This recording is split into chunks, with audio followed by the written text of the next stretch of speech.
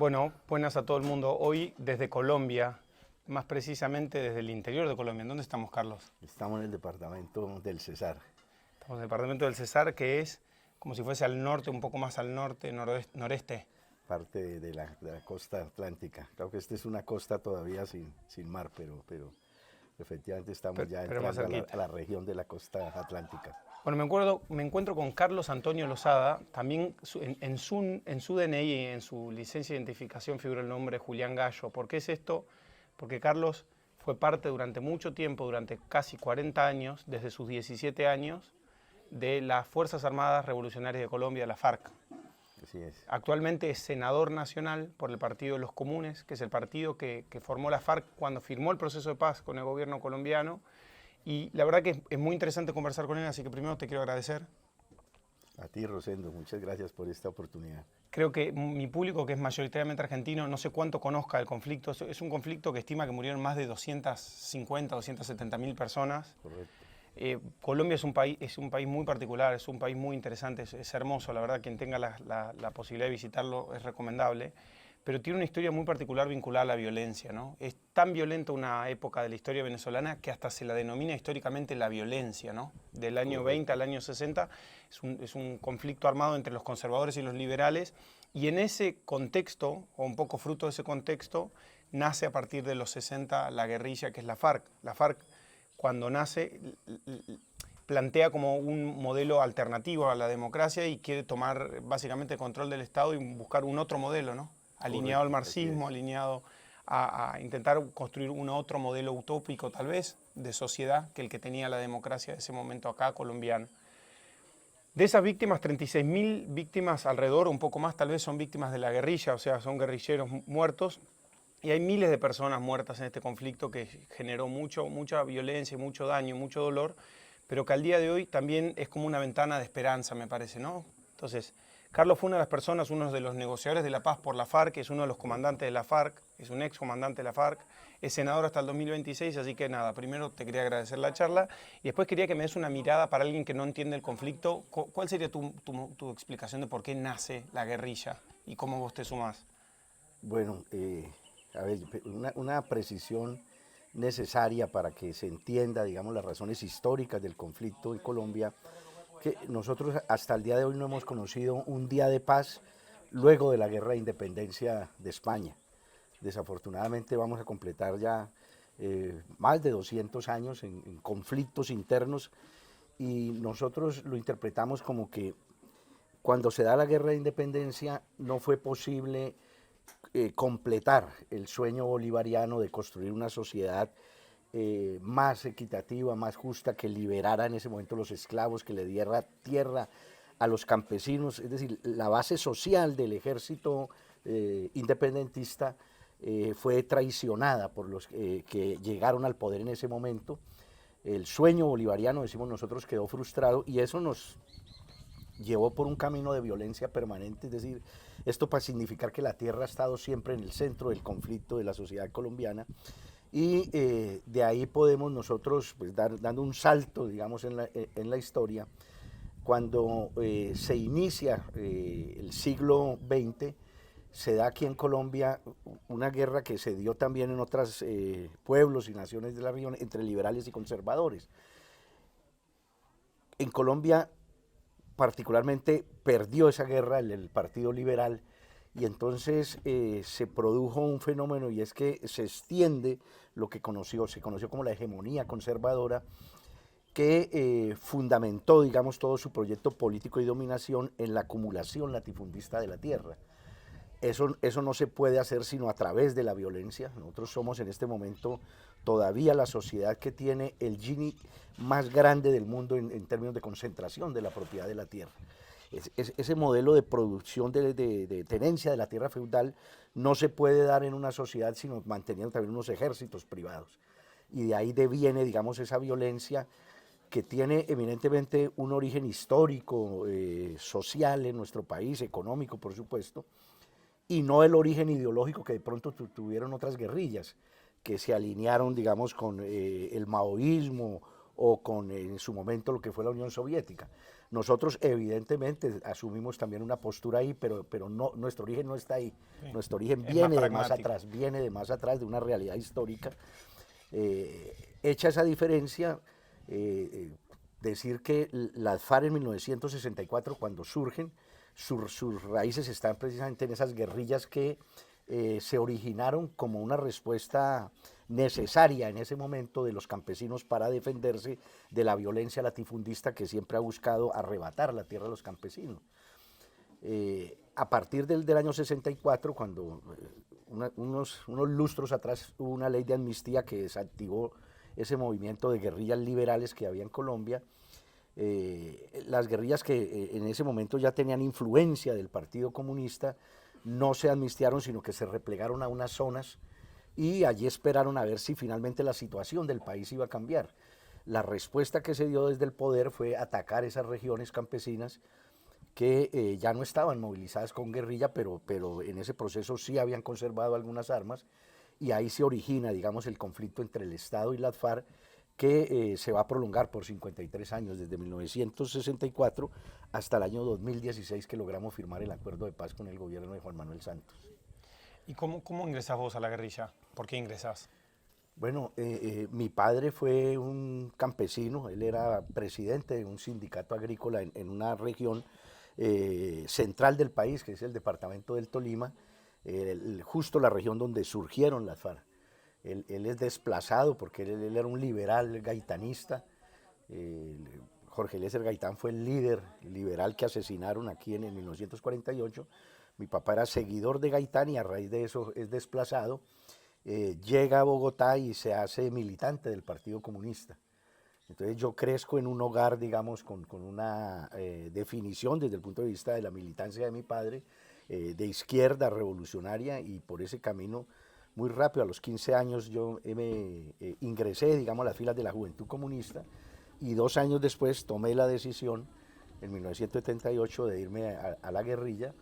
En ese momento la lucha armada era todavía una perspectiva aquí en América Latina, estaba muy fresca la Revolución Cubana, estaba en pleno desenvolvimiento en ese momento la Revolución Sandinista, la idea, digamos, cierto, la imagen del Che estaba viva ahí entre los jóvenes, de manera que eso no era extraño, digamos, que en ese momento los jóvenes abrazáramos esa idea, digamos, de alzarnos en armas para transformar la sociedad. ¿Cuál era el sueño ese de alzarse en armas? ¿Cuál era el objetivo, creías vos? Bueno, era la idea que ya se había visto, digamos, en Cuba, ¿cierto?, de tomarse el poder e instaurar una sociedad que diera, digamos, posibilidades de democracia, de justicia social, de transferir, digamos, en el caso nuestro en Colombia, la tierra a los campesinos, una sociedad basada obviamente en lo que en ese momento se tenía como referente de un modelo socialista.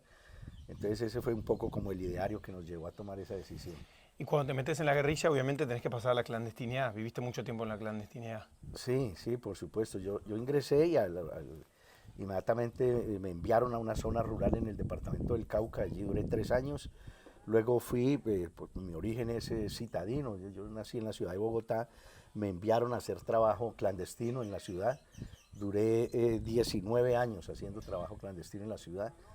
Y finalmente en el año 2000 nuevamente regreso al monte cuando el secretariado, la dirección de las FARC en ese momento me designó vocero en la mesa de diálogos que se están adelantando en el Caguán.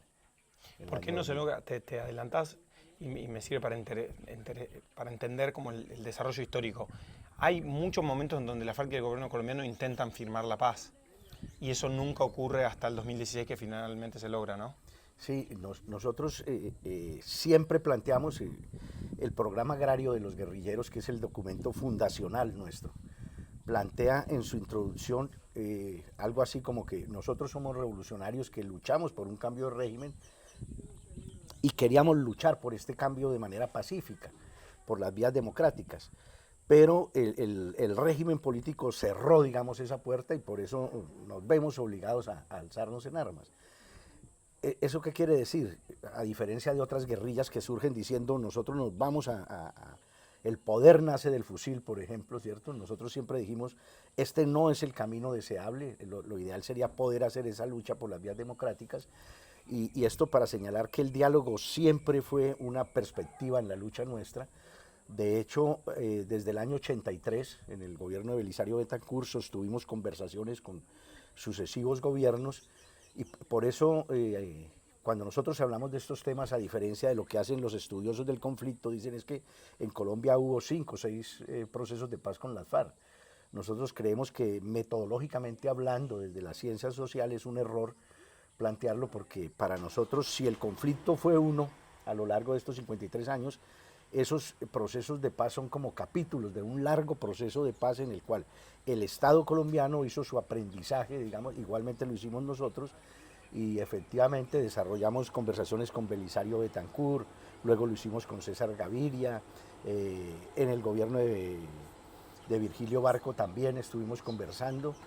Finalmente logramos pues el acuerdo con Juan Manuel Santos, entonces fueron como capítulos de un largo proceso de paz mediado Claro. en eso con ¿Y tú décadas de conflicto. hoy volviste después de... Es muy difícil de explicar, me imagino, para alguien entender qué es estar 40 años clandestino. Esto que charlábamos de ahora volver a la vida más o menos normal. No tan normal porque vos tenés que andar con custodia por un montón de temas, pero vos me decías afuera de la cámara que ya en un momento querían la paz, ¿no? Hacía rato que decían, bueno, queremos competir electoralmente y que vuelva la posibilidad de competir como un partido político. ¿Te fue como un alivio para vos la paz? ¿Cómo lo sentiste? Bueno, digamos que son como dos dimensiones del tema. Una organizativa, digamos, política, y la otra la humana, la personal. Sí. En el tema político, el punto 1 de la plataforma bolivariana, que era la que guiaba nuestra plataforma, digamos, propuesta política, era precisamente la solución política del conflicto, es decir, era una decisión ya tomada en el sentido de que esas décadas de guerra nos habían llevado a la conclusión de que no era posible un triunfo militar de una revolución como lo que se dio en la década de los 60 en Cuba o lo que se dio en la década de los 70 en Nicaragua, y que era necesario buscar esa salida política. El tema era cómo lograr ponernos de acuerdo. Entonces, cuando finalmente firmamos, pues efectivamente para nosotros representó la salida de un conflicto que se había prolongado, que había causado muchísimo dolor. Las cifras de la confrontación en Colombia son inimaginables. Tú decías 250, 270 mil colombianos muertos en la última fase del conflicto. El propio Estado maneja una cifra de aproximadamente 105.000 colombianos y colombianas desaparecidos, para no hablar pues de los 8 millones de víctimas que están registrados oficialmente en Colombia. En los últimos 30 años se despojaron más de 8 millones de hectáreas a los campesinos. Entonces, todo eso nos llevó a nosotros al convencimiento de que la guerra había perdido cualquier posibilidad de apoyo popular. Y hacer una guerra sin apoyo del pueblo, que es finalmente quien pone los soldados, quien pone la masa que va a la guerra, pues es un imposible político. Claro. Y que, porque hasta principios de los 2000, o alrededor de los 2000, la FARC o el Estado colombiano controlaba más o menos el 20% del territorio nacional, lo cual es increíble. O sea, buena parte del control territorial estaba dominado por la guerrilla. ¿Vos creíste en algún momento que fue posible haber tomado el control de...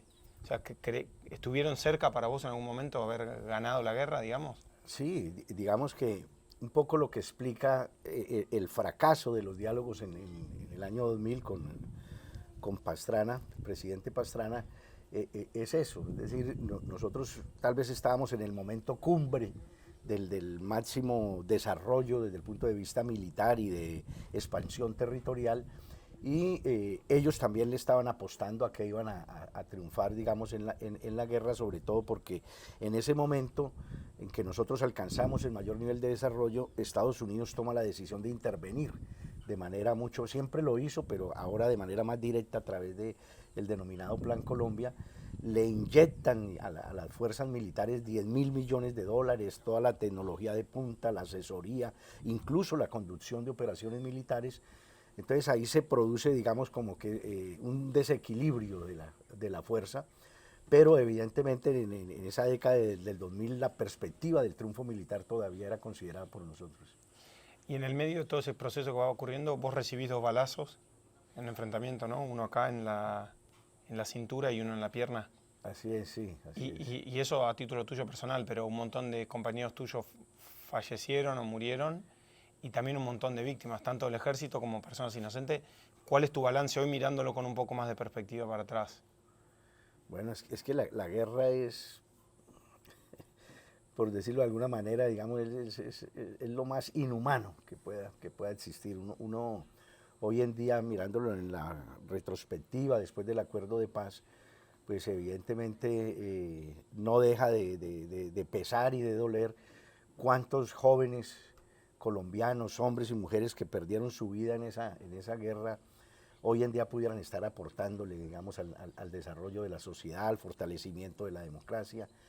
Entonces, digamos que uno lo ve desde una perspectiva realmente dolorosa, que desafortunadamente nosotros decimos, y es como un lema que nos hemos propuesto hoy en día, nosotros finalmente somos herederos de una guerra, nuestros padres, nuestros abuelos nos heredaron una guerra y el esfuerzo que estamos haciendo es que ojalá nuestros hijos y nuestros nietos no tengan que vivir eso, por eso pesa tanto, digamos, en el imaginario. Hoy en día que estamos nosotros en plena implementación del acuerdo de paz, acudiendo a la Jurisdicción Especial para la Paz, a responder políticamente por todo lo que fueron las violaciones de los derechos humanos, los crímenes más graves que se cometieron en la guerra, obviamente tiene uno una perspectiva distinta.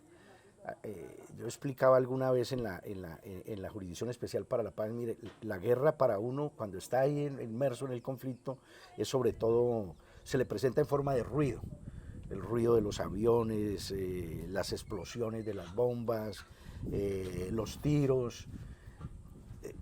Cuando salimos nosotros a La Habana y empezamos los diálogos y llegan las víctimas a participar, uno empieza a escuchar los relatos de mucha gente que ha sido afectada, millones de colombianos y colombianas por el conflicto. Y entonces ya las víctimas cobran, digamos, humanidad, claro. Ya no son cifras, y eso pues necesariamente produce una reflexión muy profunda en nosotros y llegamos a esa conclusión de decir, no, esto hay que detenerlo, esto hay que pararlo, esto no puede seguir. Pero evidentemente fueron muchísimos, no solamente jóvenes guerrilleros, sino también paramilitares en las filas de las fuerzas oficiales, de manera que esa es un poco la reflexión que hacemos hoy en día de esa tragedia. Y hoy tenés mucho más ejercicio que nunca, porque desde el 2016 para acá tienen muchos encuentros entre víctimas, guerrilleros de distintos mundos para poder conversar entre ustedes. Eso es muy movilizante, ¿no? Sí, indiscutiblemente, digamos que hay una novedad, que no existe en el mundo referencia de un proceso de paz como el que nosotros firmamos, un acuerdo, que haya creado un mecanismo de justicia que primero obligue a quienes estuvimos en el conflicto a dar verdad, que es como el reclamo más urgente de las víctimas, saber qué pasó y por qué a mí, es lo que se preguntan siempre las víctimas. Y segundo, posibilitar que en ese diálogo entre quienes estamos compareciendo, quienes fuimos actores del conflicto y las víctimas, se pueda ir recomponiendo, digamos, el tejido social. Ese es el sentido de esa justicia restaurativa que nosotros acordamos, y se han generado una serie de diálogos, de encuentros que fundamentalmente nos han dejado a nosotros una reflexión muy profunda, y es la generosidad de las víctimas. A lo largo de estos años no nos hemos encontrado una sola víctima que haya pedido venganza, que en medio de su dolor haya exigido, digamos, castigos severos, sino más bien es como, bueno, ¿por qué me afectaron a mí? ¿Por qué me victimizaron? Pero siempre la reflexión termina siendo, hay que cerrar el conflicto, hay que buscar la forma de reconciliarnos y de perdonarnos para que esto pueda, digamos, dar paso, digamos, a la posibilidad de una sociedad distinta. ¿Por qué crees que falla el plebiscito para votar la paz y bueno, después se reformula y logra pasar en el Congreso? ¿Qué crees que es lo que estaba pasando en ese momento? Bueno, nosotros veníamos de 53 años de conflicto. La última parte, digamos, de cuando se inicia el Plan Colombia, no es solamente la ofensiva militar contra nosotros, sino que también se monta un sofisticado sistema de comunicación política, de desinformación, para deslegitimar el proyecto político que nosotros representamos, para deslegitimar la resistencia revolucionaria, y se instala mediante métodos muy sofisticados a través de los medios de comunicación, de las redes sociales, la idea de que aquí hay un monstruo que está atacando la sociedad y por lo tanto ese monstruo, que es el preámbulo, entre otras cosas, para meterse a fondo en la guerra sucia, es deshumanizar al contrario. Cuando tú deshumanizas al contrario, pues todo es lícito, porque es un monstruo al que estás atacando, no es otra persona. Entonces, eso caló muy profundo en la sociedad colombiana. Cuando estábamos nosotros en La Habana y finalmente avanzamos hacia la firma del acuerdo, estos sectores que históricamente se han beneficiado del conflicto aprovechan toda esa estigmatización y ese malestar en la gente y la movilizan con una serie de ideas que hoy en día, visto digamos en perspectiva, a uno le da hasta risa, pero por ejemplo, el acuerdo de paz, uno de los elementos que más le ha llamado la atención a la comunidad internacional es que tiene un enfoque de género, es decir, busca de alguna manera reivindicar los derechos de la mujer que históricamente, no solamente en Colombia, sino en general en la sociedad ha sido relegada. Bueno, a la gente de Colombia se les dijo que como tenía un enfoque de género, el acuerdo de paz iba a volver homosexuales a los hijos y a las hijas. Es increíble, pero en medio de la ignorancia la gente creyó eso. Se decía que se le iban a quitar los hijos a las familias. Es decir, una avalancha de desinformación que hizo que la gente rechazara, digamos, ese acuerdo de paz. Es algo, nosotros siempre decimos, eso es un caso patológico que habría que estudiarlo más adelante, el que una sociedad cansada de la guerra, después de 53 años, termine diciéndole no en un plebiscito a ese acuerdo. Que estamos justo en un proyecto productivo que tiene ahora como el plan este de reincorporación a la vida de mucha del campesinado que estaba en la guerrilla. ¿Qué mirás para el futuro? ¿O qué están mirando para el futuro para pasar la página y integrarse al 100% a la vida colombiana? Bueno, nosotros siempre dijimos que el acuerdo de paz, además del texto como tal, tenía y tiene indudablemente un potencial transformador de la sociedad. El acuerdo de paz, en la medida en que retiró la guerra, retiró las armas del ejercicio de la política, comenzó y produjo en muy poco tiempo y está produciendo un cambio en la cultura política del país.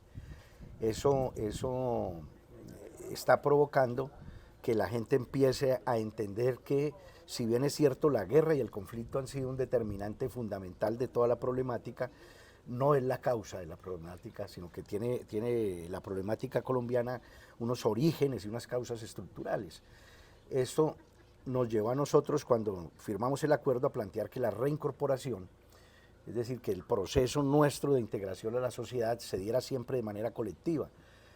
El gobierno con el que firmamos el acuerdo y el siguiente gobierno le apostaron más bien a la dispersión nuestra.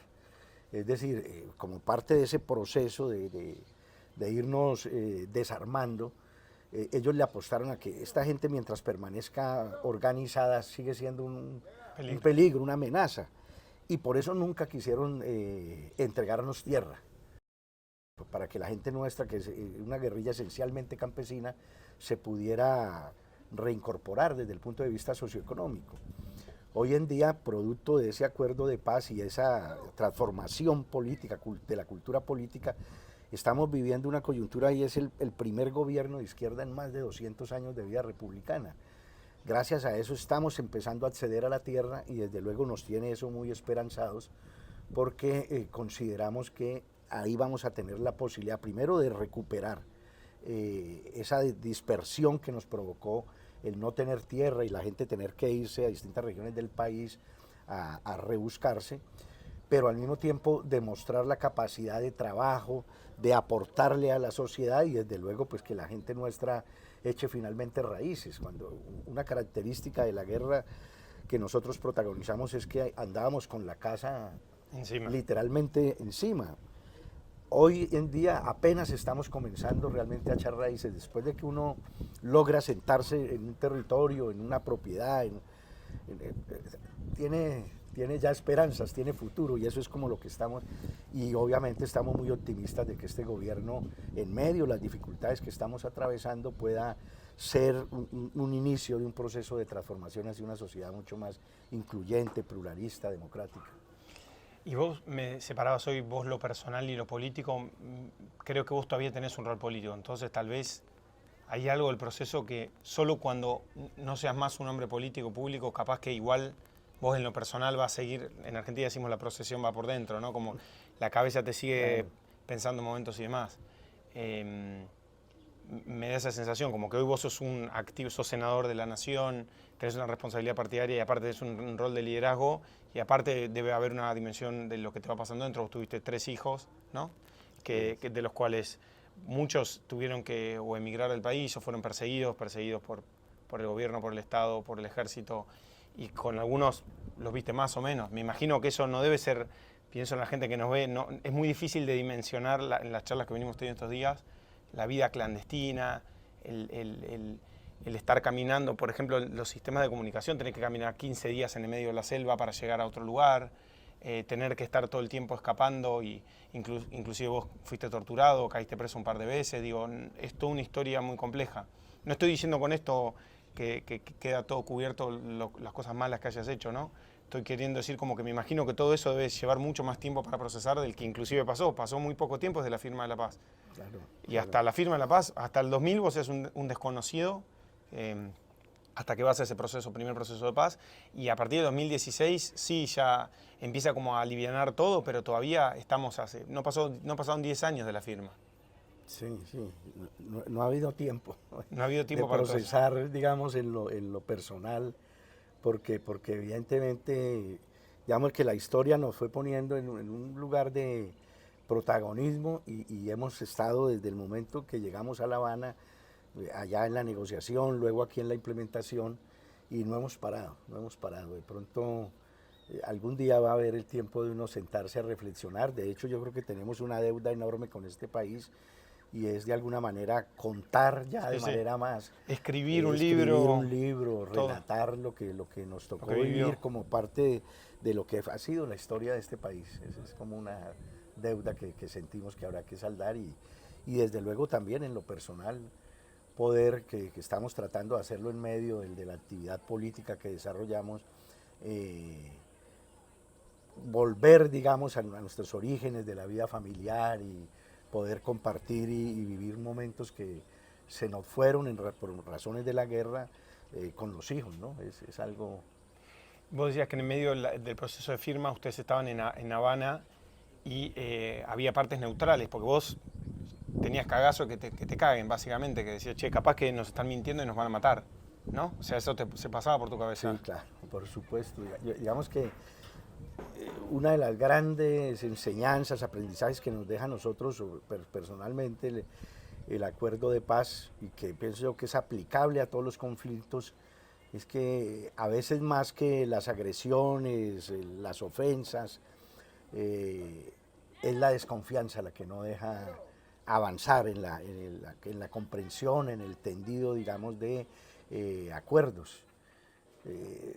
Superar las desconfianzas es un factor determinante para poder solucionar cualquier conflicto. Y me decías que los países mediadores eran Cuba y Noruega, ¿no? Y que muchas veces en Habana, que era el lugar neutral donde estaban los enviados del gobierno y los enviados de la FARC, entre los cuales estabas vos, y que a veces intentaban generar espacios de intercambio cuando las cosas se trababan, que iban más allá de lo formal, más allá de sentarse en una mesa y firmar, sino como espacios donde uno conozca al otro y vea, che, ¿está hablando de buena fe o no? Que creo que el humano, aparte con eso, es muy intuitivo. Te das cuenta cuando el del otro lado de verdad quiere que eso salga bien y cuando no. Claro, claro. Ahí el camarada Manuel, el comandante, digamos, histórico de la FARC, en algún momento cuando estábamos en el Caguán en el año 2000, dijo lo siguiente, dijo, mire, mientras no participen en la mesa de conversaciones, hasta ese momento nunca se había dado, militares activos, va a ser muy difícil que logremos entendernos. Ya estando en La Habana, la primera vez que nosotros nos dimos la mano y nos sentamos cara a cara con un grupo de oficiales, eso fue decisivo, fue determinante, porque es eso, es la humanización del contrario. Como yo te decía anteriormente, uno ve al adversario y lo siente en la explosión, en las detonaciones, en el sonido de los aviones, de los helicópteros, pero cuando ya te sientas en una mesa, así sea para discutir, es otra persona, es otro ser humano. Y efectivamente los países garantes, Cuba y Noruega, en los momentos de gran tensión jugaron un papel decisivo, determinante, porque era generar eso, de pronto vamos a una cena, vamos a un cóctel, a compartir. Y bueno, era mezclarnos. Nosotros llegamos en el proceso de conversaciones a ver 60 delegados de las FARC en La Habana. Igualmente la delegación del gobierno era numerosa. Entonces integrarnos todos, ya no como dos partes de una mesa, sino como colombianos, y saber que todos comíamos natilla, que nos gustaba el sancocho, que éramos hermanos. Eso jugó un papel decisivo porque fue de alguna manera rompiendo desconfianza y prevenciones, y generar un diálogo humano facilita indudablemente que en la mesa los temas complejos se puedan tramitar de mejor manera. ¿Seguís soñando de alguna manera en la revolución que querías cuando tenías 17, cuando tenías 15 años? Indudablemente, yo creo que hasta el final de nuestros días vamos a seguir creyendo que todo lo que uno haga por tener una sociedad más justa, democrática, incluyente, vale la pena y lo vamos a seguir haciendo ahora, por supuesto, desde el ejercicio de la política, en la vida legal, pero creo que esa fue una causa que abracé desde muy joven y ha sido mi razón de vida y seguramente seguirá siendo. Bueno, querido, muchas gracias. ¿Hay Aquí, algo más que quieras decir para que lo sepa alguien, la gente que lo va a ver en Argentina? Bueno, no, sobre todo agradecerte esta oportunidad y bueno, un saludo para todo el pueblo argentino. Espero el libro, creo que va a ser muy interesante. Tenés que hacer el trabajo de escribir Claro el libro que sí. ese porque creo que va a ser muy bueno para Colombia y en general. Bueno. Así que gracias a todos los que nos escucharon hasta acá.